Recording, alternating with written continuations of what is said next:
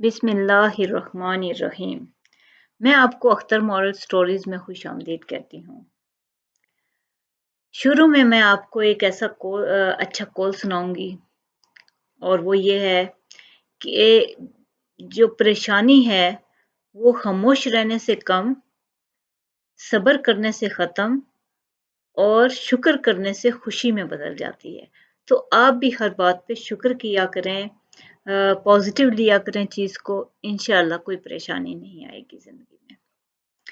आज आज मैं आपको एक तोते और कौवे की कहानी सुनाऊंगी कि दो अपोजिट जिन्स के लोग जिन्स की चीज़ें को जब इकट्ठा कैद कर दिया जाता है तो कितना इरिटेट होती हैं, कितना एक दूसरे उनको नागवार गुजरता है किसी दूसरी जिन्स के साथ किसी को रहना या उनके, क्योंकि उनमें कोई मुमासलत तो होती नहीं है।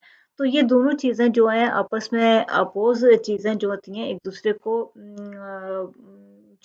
को लाइक नहीं कर रही होती कि इनको एक दूसरे के साथ रहना पसंद नहीं होता। तो मैं इसी तरह की एक कहानी सुनाऊंगी तोते और कौवे की कि अगर इन दोनों को कैद कर दिया जाए तो इन दोनों के एक दूसरे के बारे में क्या तासुरात होंगे और वो अपने आप को कैसे फील करेंगे। तो ऐसा ही हुआ कि एक शख्स ने एक तोते को कौवे के साथ पिंजरे में बंद कर दिया। अब तोता घबरा गया, वो बार बार अजीब तरीके से कौवे को देखने लगा और नफरत से देखने लगा और यही हाल कौवे का भी था, वो भी इसको नफरत से देख रहा था। तोता जो है वो उसे बर्दाश्त न हुआ और वो बार-बार दुआ करने लगा कि ये इलाही, अल्लाह से शिकवा करने लगा कि इलाही ये कैसी काली कलोटी बदी शक्ल भोंडी सूरत और सरापा नफरत मोहरत को मेरे साथ कैद करवा दिया आपने।